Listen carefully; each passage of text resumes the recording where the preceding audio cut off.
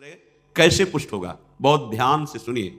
यदि आप किसी परिस्त्री गमन, बहुत शास्त्रों में बार बार आता है, तो आप मान लीजिए बात, अगर आप परिस्त्री गमन करते हैं तो फिर केवल बातें बना लीजिए, बात समझ में नहीं आएगी आपको, यह अध्यात्म समझ में नहीं आएगा, ऐसे उड़ जाएगा, पकड़ में ही नहीं आएगा।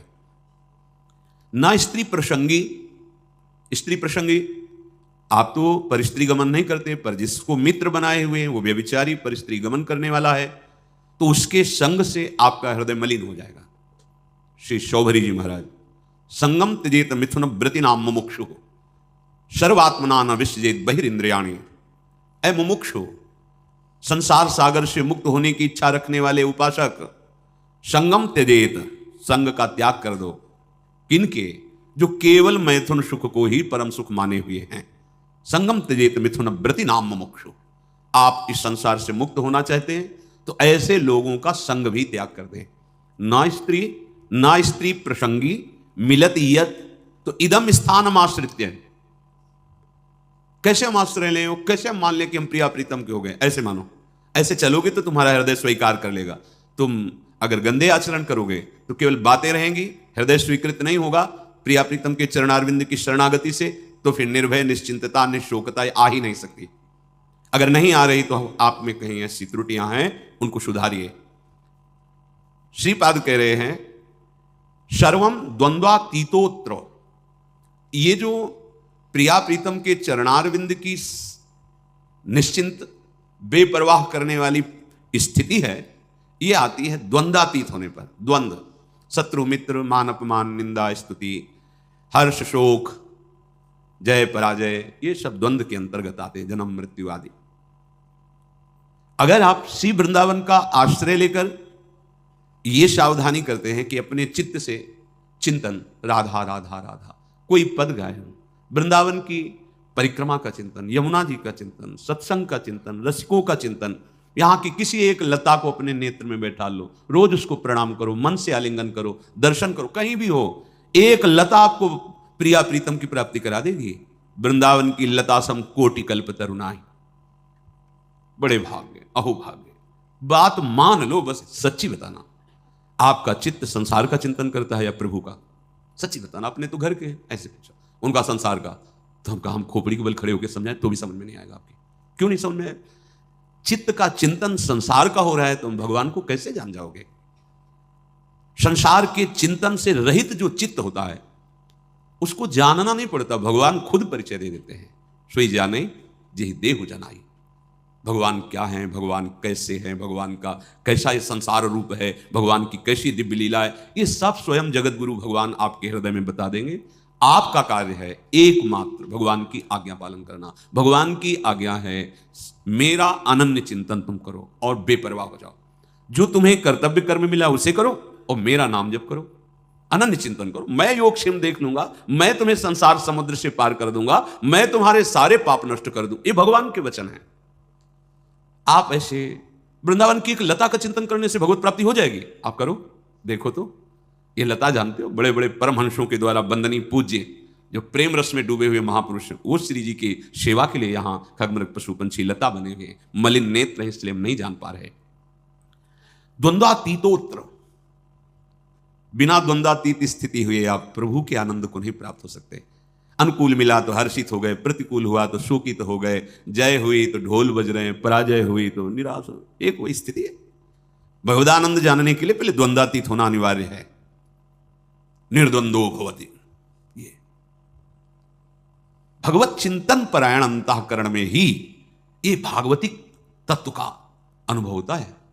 जैसे निर्मल जल, शांत जल तो नीचे की वस्तु दिखाई देती है, ऐसे ही जो आत्म तत्व से प्रकाशित हो रहा है अंतःकरण, उसी के बल से आप वहां तक दृष्टि पहुंच जाएगी जो अपना स्वरूप है, जो मैं है।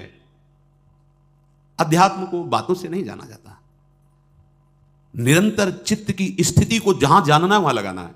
संसार से चित्त हटाए बिना प्रभु को जान नहीं सकते, पक्की बात समझ लो।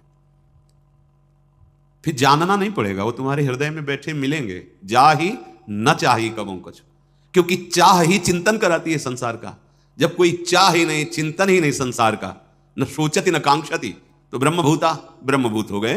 प्रसन्नात्मा, अखंड प्रसन्नता जागृत हो गई। कंदादि भीर परवशै कल्पयन देह वृत्तिम, निरपेक्ष भाव से शरीर से भी रहेंगे, इसकी भी कोई परवाह नहीं। चित्त से तभी चिंतन अखंड बनेगा। देह चिंतन, देह के निर्वाह का चिंतन आराध्य देव पर, जो हमें उपासना या कर्म कर्तव्य मिला है उसे दृढ़तापूर्वक करते हुए भगवत स्मरण परायण, जो मिल जाए भगवत इच्छा से देह पालन हेतु, वो वस्त्र वो भोजन, विलासिता का भाव अंदर नहीं होना चाहिए, जैसे प्रभु रखें तो अत्युज्ज्वल भाव आपके हृदय में प्रकाशित हो जाएगा। एक एक शब्द समझो, अगर आप ऐसे चलोगे तो भावे नात्युज्ज्वले नात्मनि मधुरतरे न्यस्य राधा पदाब्ज, जिसकी चाह है वो बात बन गई। कैसे बनेगी? किसी भी स्त्री की तरफ काम भाव से मत देखो, चरणों की तरफ देखो, निकल जाओ। ज्यादा मनमानी करोगे तो ये जीवन व्यर्थ चला जाएगा। ऐसे लोगों की संगोष्ठी में मत बैठो जो वासना को जगाते हैं और वासना को बढ़ाते हैं।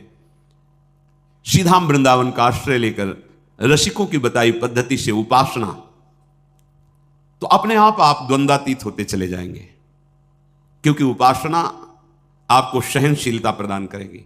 सहनशील व्यथित नहीं होता, बहुत संपत्ति आ जाए तो भी उदासीन रहता है। जाना है यार, कुछ नहीं जाएगा, क्यों फूल रहे हो, सब कुछ नष्ट हो गया, जाना है, क्यों शोक कर रहे हो, क्यों भूल रहे हो, अपने पास तो अक्षुण्ण संपत्ति है, अविनाशी सी श्यामा श्याम, क्यों शोक करते हो, यहां सब कुछ जाना है। इतना सुंदर विवेक रहता है कि सहनशील महात्मा द्वंद्वातीत हो जाता है। चाहे कोई गृहस्थ में हो चाहे विरक्त में हो, महात्मा एक स्थिति है का नाम है। जो महात्मा है वो एक स्थिति है, साधुता एक स्थिति का नाम है। जैसे प्रधानमंत्री एक पद है, ऐसे साधुता एक स्थिति का नाम है, वेश मात्र को नहीं। स्थिति जहां कहीं साधु का वर्णन होगा वहां लक्षणों का वर्णन, स्थिति का वर्णन पाया गया है। ये तो आचार्य परंपरा से वेश दिया गया है। वेश है, स्थिति नहीं तो अधूरा। बिन विवेक वैराग्य भक्ति बिन सत्य नये को मानो, भगवत विमुख कपट चतुराई सो पाखंड जानो, भगवत ऋषि महाराज कह रहे। अगर वेश है और उद्देश्य भी पक्का है तो सोने में सुगंध मानो, फिर क्या कहना है, फिर तो सतरति सतरति सा लोकांतार्यति मम भक्ति युक्तो भुवनम पुनातु। लोक के लोक पावन करने की सामर्थ्य महात्मा रखता है। हम देह को बहुत दुलार करते हैं, इसी के भरण पोषण में, इसी की चिंता में, देख लो आप, देखो इसी की चिंता में, इसी के भोगों में, इसी के संग्रह में, तभी हम द्वंद्वों पर विजय प्राप्त नहीं कर पाते। यदि हम भगवत चिंतन परायण हो तो इतना सुंदर विवेक जागृत हो जाता है, हर द्वंद्व में वो सम रहता है। स्तुति में, प्रशंसा में, निंदा में, अपमान में, चाहे जैसी परिस्थिति हो, इतना सुंदर विवेक रहता है, वो अपने को बचा लेता है, उसमें फंसने नहीं देता। तो क्या स्थिति आती है? ऐसे उपासक बोले अत्युज्वल, मधुर से मधुर, चित्त में श्री राधा चरणारविंद का प्रकाश, ये परम लाभ। यत पाद पद्म नक्षचंद्र मणि छटाया, ऐसी अद्भुत छटा प्रेम की विकलता आ जाए तो द्वंद्वम वृंदावनांतर्गमय दिन निशा नित्य तन्नाम जापी। आहा, श्रीपाद कह रहे हैं यदि आप, अब देखो जो ऊपर बताया कि इस पर आपको सावधान रहना है, तो इस पर हमारे पास बल नहीं है कि हम रोक सके, तो कह रहे हैं नित्य निरंतर तन नाम, उनका नाम जप करो। किनका? जिनका वृंदावन है, राधा राधा राधा। द्वंद्वम वृंदावनांतरगमय दिन निशा नित्यम तन नाम जापी। क्या परेशानी, राधा राधा राधा राधा। ना तो पवित्रता पवित्रता का कोई, ना कोई ऐसा कि इस समय नहीं, इस समय हर समय श्रीपाद कहे दिन निशा, रात दिन, नित्यम तन नाम जापी। जो तन नाम जापी है वो न स्त्री प्रसंगी मिलती, यद इदम स्थानमाश्रित सर्व। वो साध्य साधन से, वो काल के भय से, तीनों तापों के भय से, पाप पुण्य के बंधन से, हृदय के अंधकार का नाश करके दिव्य ज्ञान प्रकाशित, समस्त द्वंद्वों पर विजय, ये सब प्राप्त हो जाता है। अच्छे से समझ लो, वृंदावनांतर्गमय दिन निशा नित्य तन नाम जापी। रात दिन वृंदावन में जिनकी जय घोष होती रहती है, महारानी जो राधा राधा राधा राधा राधा, लालजू के हृदय का आह्लाद, प्रेम मूर्तिमान शांद्रानंद घन प्रेम मूर्ति किशोरी, राधा राधा। मान लो सब स्थितियां आपके हृदय में आ जाएंगी। अब बातें केवल करो और नाम जप ना करो, धाम चिंतन सत चिंतन न करो, फिर ये स्थिति कहां से आएगी? जहां चिंतन करते हो वही दशा आएगी आपके अंदर। विषयों का चिंतन करते हो तो विषयों की दशा आएगी। विषय नाशवान, परिवर्तनशील, शोक में, दुखालयम में दुख ही तो है। तो यही आपको प्राप्त हो रहा है। बचना चाहते हो इससे, और चिंतन करते हो वही जिससे आपको ये दुख प्राप्त हो। चिंतन बदलो, आचरण बदलो, लक्ष्य आपका दृढ़ हो। असत नहीं सत, असतो मां सदगमय। जो हम असत शरीर, असत व्यवहार में हैं, अब हमारी यात्रा सत की होगी, सच्चिदानंद की होगी। श्री विदुर जी महाराज धृतराष्ट्र जी को उपदेश करते हैं। नवद्वारमिदं वेश्म त्रिस्थूणम पंच साक्षिकम क्षेत्रज्ञाधिष्ठितम विद्वान यो वेद स परः कवि। हे महाराज धृतराष्ट्र, आंख, कान आदि ये 9 द्वार वाला जो देह है, शतोगुण, रजोगुण, तमोगुण रूपी खंभों से ये स्थित है, अर्थात त्रिगुण के द्वारा ही इसकी रचना हुई है। 5 ज्ञानेंद्रियां विषयों को भोगने वाली हैं, परिचय कराने वाली। आत्मा राजा की तरह विराजमान है। इस महल में 9 द्वार वाले राजा की तरह आत्मा विराजमान है। अब मंत्री बड़े बेईमान हो गए, गलत सलाह देने लगे। बुद्धि, मन, ये मंत्रणा का परिकर है। जैसे राजा को लुभाए मान करके दस्तखत करवा ले, ऐसे मन बुद्धि हमको बार बार पढ़ो, ये भोग लो, ये देख लो, ये खा लो, ये सूंघ लो, ये ऐसा करो, ऐसा करो, बड़ा सुख मिलेगा। हम राजी होते चले गए और हम फंस गए। अब अपने आप से अपने आप का उद्धार करो, भगवान जो कह रहे हैं। अब होश में हो जाओ, तुम्हारे सलाहकार गलत हैं। जांच कैसे करें? संत सदगुरुदेव की वाणी, शास्त्र वाणी, इससे जांच करो कि हमारे सलाहकार सही सलाह दे रहे हैं या गलत। महाराज, यदि तुम ऐसा नहीं करोगे तो तुम्हारा ये पतन करवा देंगे, तुम्हारी बुद्धि, तुम्हारा मन। वही ज्ञानी है जो तत्व से ये बात जानता है कि शरीर एक घर मात्र है, मैं नहीं हूं। ये इंद्रियां सेवक हैं, ये मैं नहीं हूं। ये मन बुद्धि सलाहकार हैं आपके, आप नहीं हैं। पर आप कभी ऐसा नहीं देखते। आप शरीर को मैं देखते हैं, मन इंद्रियों को मैं में मिला लिए हैं कि मैं खा रहा हूं, मैं देख रहा हूं, मैं भोग रहा हूं, मैं चल रहा हूं। चाहे कर्मेंद्रीय विषय हो, चाहे ज्ञानेंद्रीय विषय हो, चाहे अंतःकरण, आप उसे मैं से लिए हुए हैं। तो वही ज्ञानी है जो इस बात को तत्व से जानता है। विदुर जी महाराज कह रहे हैं, जो कोई भी नशा करेगा, मत्तः, शराब पीना, गांजा पीना आदि आदि जो नशे हैं, नहीं भाई, देखो भगवान का प्रसाद जिसे कहा जाता है, उस सर्व दुखों का हरण करने वाला है। और भगवान का प्रसाद, भगवान का नाम, भगवान का उच्छिष्ट प्रसाद, जो हमारे हृदय के पापों का नाश करके प्रसन्नता प्रदान, प्रसादे सर्व दुखा नाम हानि रस्यो को जाए। प्रसाद का मतलब ये नशा नहीं है। जो करते हो हम प्रणाम करते हैं, पर हमारा शास्त्र कहीं ऐसा किसी भी उपासना में किसी भी उपासक को आदेश नहीं करता। सिद्ध पुरुषों की बात अलग है। जैसे भगवान शिव हलाहल जहर पिए, तुम 1 बूंद पियो मर जाओगे। एक महात्मा थे, 10 तोला संख्या रोज खाते थे। पूज्यपाद उड़िया बाबा ने सुना उनका, ऐसा कैसे हो सकता है? अरे 1 तोला में 10-5 मर जाए, अभी 10 तोला।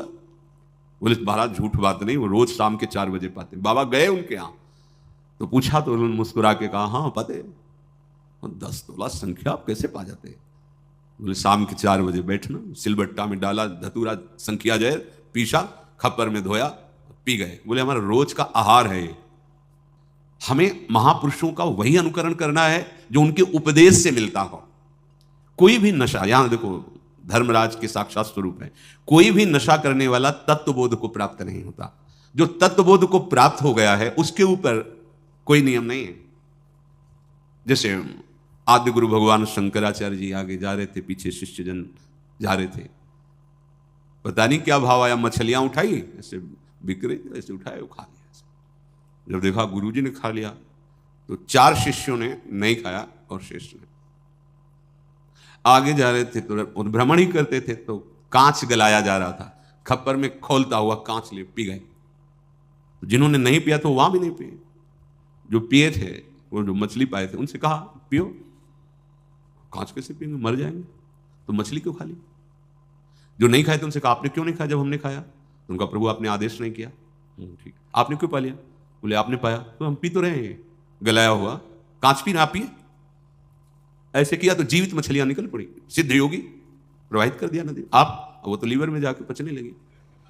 हमें वो अनुकरण बात नहीं करनी जिसका वो आदेश न कर रहे हो। उनके उपदेश से जो उनके आचरण मिले, शास्त्र सम्मत बात है, महापुरुषों के जो आचरण उनके उपदेश से मिले, बस वही अनुकरणी है। वो क्या कर रहे हैं?